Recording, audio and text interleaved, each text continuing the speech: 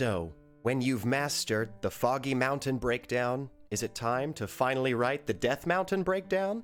I'm Mac Fraser, I'm Backrolls. and we're the Nintendo Nerds. We're a new comedy and gaming duo here to help you craft and play your way to a better day. We met in the not-too-distant past during some spirited online Mario Kart, and quickly discovered we share a love for art, gaming, and all things Nintendo. And we want to share our nerdy knowledge with you.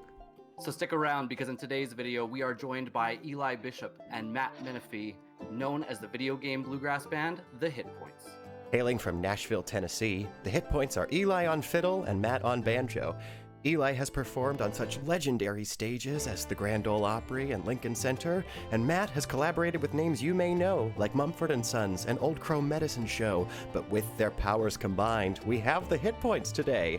Their self-titled album covers a huge library of the games you grew up loving, and some of the most gorgeous video game scores of recent years as well.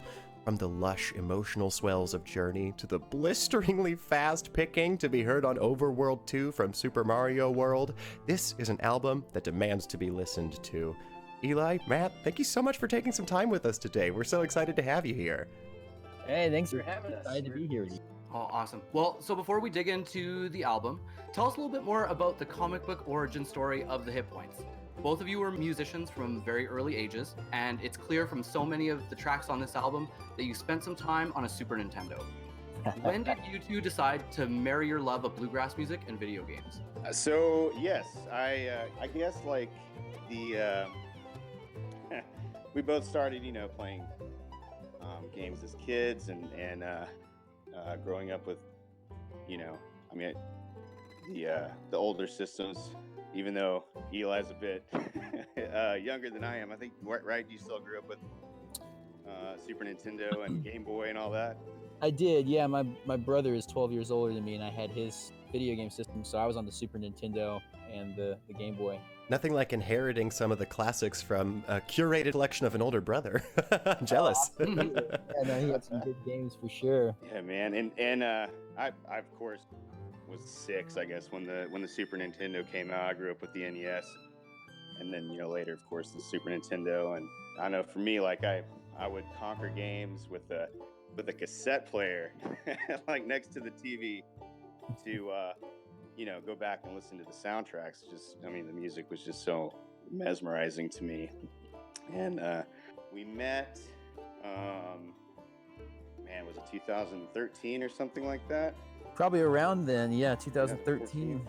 Man, yeah. So like we both discovered our mutual passion for video game music, and we I guess like Eli had like already started transcribing stuff, and was like showing me his transcription work, and I guess about that time I was in a band called Chess Boxer, and we were out with Bruce Hornsby and Mumford & Sons, and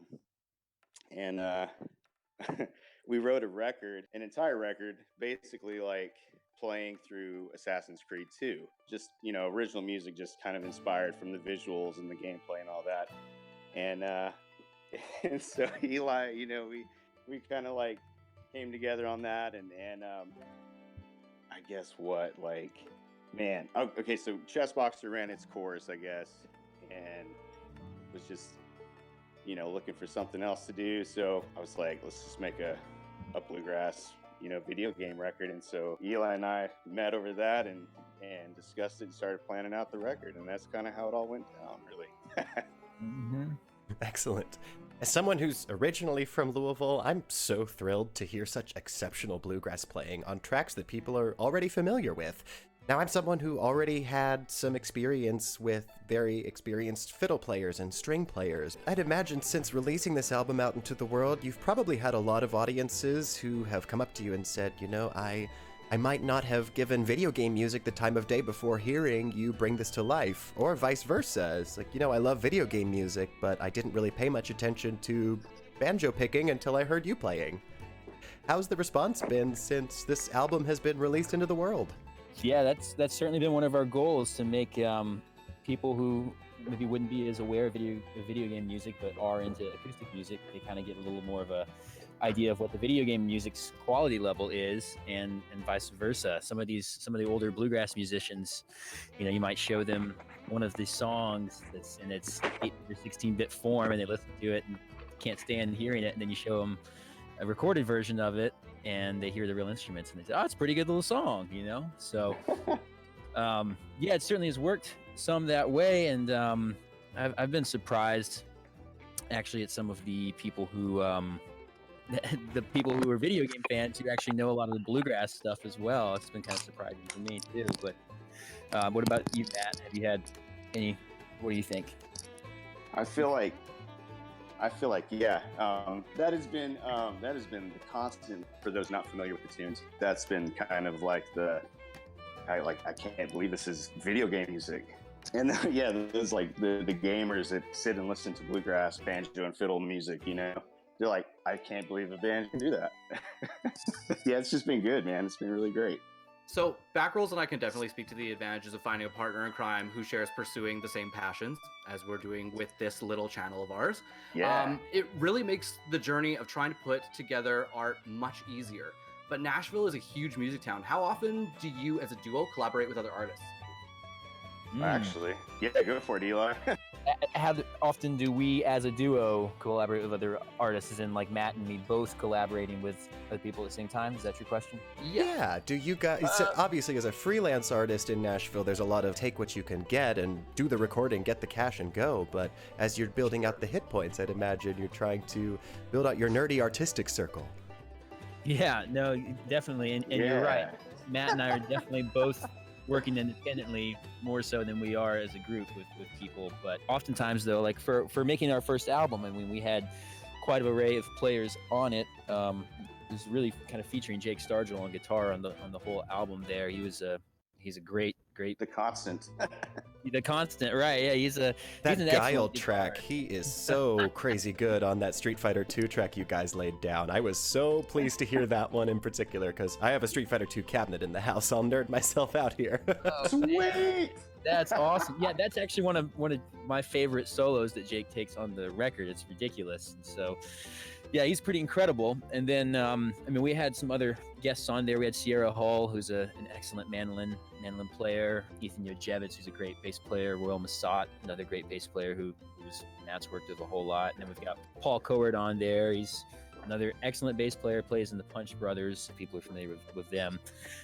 So we certainly collaborate. We kind of bring people in on the project more than getting sought out for things. I guess right now we were just working with a friend of ours named David Peacock on something. He's an excellent arranger. I don't know if you're familiar with him or not, but he's working on a project right now and was kind enough to request that Hit Points work on it with him. So he had written all these arrangements for an upcoming project that I don't know if we're supposed to speak about, but it's some great arranging, and it's basically an orchestra doing stuff plus some of our stuff on there. So some banjo and fiddle and guitar and mandolin. So that was a whole lot of fun, and we're always looking for opportunities like that. What an exciting concept to think about, being able to have a bluegrass forward musical piece that is accompanied by an orchestra. Absolutely. Yeah. Can't wait to hear about that. I wish I could ask more, but You'll have to let us know once you can talk about it. I will. So we did do a track as well for was it Ruby? Oh, that's right, Ruby. Yeah, I don't know if you all are familiar with that. RWBY. the anime series, correct? Yeah, Yep. exactly. Mm-hmm. Yeah, that was a whole lot of fun. Jeff Williams reached out to us. I actually had him as a professor. I went to Berklee College of Music for 2 years, and he was a professor of mine there, and I was probably his worst student. He was trying to teach us how to do this MIDI synthesis stuff, and I was brain dead for all that, but I was a terrible student in that. But fortunately, he was nice enough to still want to work with me as a musician outside of that, and so I did a little bit with him while I was there, and then years later, he reached out saying he'd listened to our Hit Point stuff and really enjoyed it, and asked if we would do a version of Armed and Ready, which is one of the tracks they put in that anime, and he wanted to put that on the upcoming season soundtrack. And so we were pretty excited about that, because that's actually the first track we've done as the Hit Points with a vocalist, and that was pretty fun to do, I thought. That's right, yeah. First one vocalist, man. That's cool. So let's talk a bit about the self-titled album. Now, was this a repertoire of songs you'd already covered and you guys finally decided to lay down some tracks? It sounds more like the latter, like there was a large planning period that you went into making a list of songs and arranging them. Oh, Well, yeah. actually, yeah, it's I think did I do most of the Nintendo, like the Super Nintendo stuff? What did you did? Pokemon, Yeah. Talia, Yeah. Journey. Mm-hmm. Final Fantasy track. Final- on the- yeah. That's right. Yeah, I guess that's I did right. most You of the had Super some, Nintendo stuff and Yeah. and Castlevania. Mm-hmm. Yeah, we around. sat down and But kind it of was- worked on demos. Sorry, Matt. Go ahead. And looked up YouTube videos, and I mean, just like seeing what was What's already out there in the popular, but also ether. exactly, and like Yeah. just digging down to see what I mean, these are songs that I've been I've grown up with, and I know it's the same for Eli, so like those were kind of no-brainers. But yeah. Were there Yeah, we any songs definitely- you had to shred on the way there that maybe it was a song you loved from the past, but it didn't quite sound right in bluegrass form? Yes. Oh, actually, no. Well- Man, I feel like. Go ahead. I was wondering. I was like, well, which one? I don't think we've encountered one yet that we've had a problem turning into something that works for us. I mean, it's a bluegrass band playing the music, but I guess not necessarily every track sounds super bluegrassy like Journey. Journey's more of we kind of used our bluegrass instruments to make more of an orchestral kind of classical almost arrangement. And I'm sure that the sensibility starts to sort of, rather than you spending all this time on a piece and then realizing it doesn't work, I'm sure you have that aha moment when listening and scrolling through YouTube and finding like, this is the track that we need. Yeah, definitely. I would still. Go ahead, Matt. Yeah. Go ahead, D.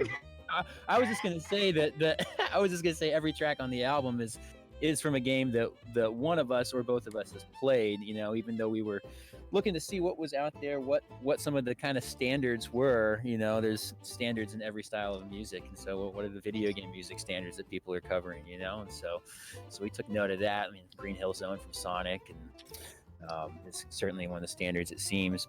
And so do either of you have a favorite track off of the album? Is there one that you can put above the rest, as much as I'm sure you love all the tracks on there? I go back and forth on a few of them. One of my favorites is definitely Skyward Sword, which is one of Matt's arrangements. I love that one. So good. That one was a whole lot of fun, and as we were doing the album, our gear we were working with changed, and so for a lot of the album, it would be like we had only 2 inputs to work with. So Matt and I would track our parts live, and then bass and Wow. guitar would come track as bit live as we could. But Of all the tracks that you laid down, that would not be my guess, that one that you did not lay down at the same time, because it is so driving. It's so fast. It just whichever one you laid down first, you were like, oh, we got it. This is the one. well, that actually with Skyward Sword, when we got to Skyward, we actually had 4 inputs to work with, so we actually recorded that one completely live with everybody. Completely live. You feel it. The energy in that one is so palpable.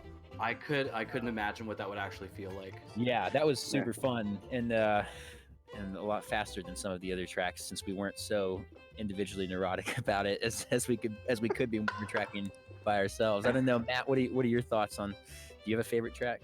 Man, yeah, honestly, I think, in fact, Eli brought this one. I wasn't familiar. I only heard, but what, you went and visited like a buddy who works at the studio, right? And like, at Riot. Oh, at And Riot came Games. back. Mm-hmm. For the League of Back Legends and we're track, like- yes. Yeah, man, and you're like, you showed me this track, and it was just like, oh my gosh. And you did a great job arranging it and all that. But I mean, yeah, that was probably my toss up, I guess, between that one and man, Castlevania, just that, Yeah. one of my favorites. But yeah. I know that's a bit of a loaded question because so many of those tracks are so iconic and they've been with us for so long. So I appreciate All of them. the effort in All trying of to them. answer for sure. I appreciated how wholesome it was. My favorite's one that you arranged. No, my favorite's one that you arranged. Must be really good friends. So the speed at which you play some of these tracks is so incredibly fast, but you're no strangers to speed. So thank you so much to Charlie Rosen of the 8-Bit Big Band for telling us to check out your work. but he also passed along a fascinating piece of trivia. Eli, you are the world record holder for the world's fastest clapper. Yes. That is true. Yeah. I have You the knew it Guinness was World coming, Record. wasn't it? You know what? I only knew it when you said the thing about speed. I thought, oh man, you know where I think it is. Yeah, I have the Guinness World Record for most claps in 1 minute. That's correct. Yeah. And how many? I had the note written down, but I don't have it in front of me. It's over 1,000, correct? It is. I believe my record is 1,103. I did it once in 2014. Holy. When I first did it in 2014, I did 1,020 in a minute, and then last year I went back in and broke it again at 1,103 in a minute, which is a little more than 18 per second at that rate, which was pretty tough for me to do. So what do you do? Do you just email the Guinness Book of World Records and just say, "Hey, can I come on down and clap for you?" Well, they've got several ways of Hurdles. going about it. Yeah, it's not too easy, which I guess is good. Not You can- everybody can just walk in and clap for the Guinness Book. Yeah, when you're setting this world record, you have to go on their website and go through and fill an application, and then they come back to you in a month to 3 months, I think, is their time period to either to say, okay, you're approved to make an attempt at this record. So you have to apply first just to make an attempt, and then it's up to you whether you want to hire an adjudicator from Guinness, which I believe costs about $8,000, which is certainly not.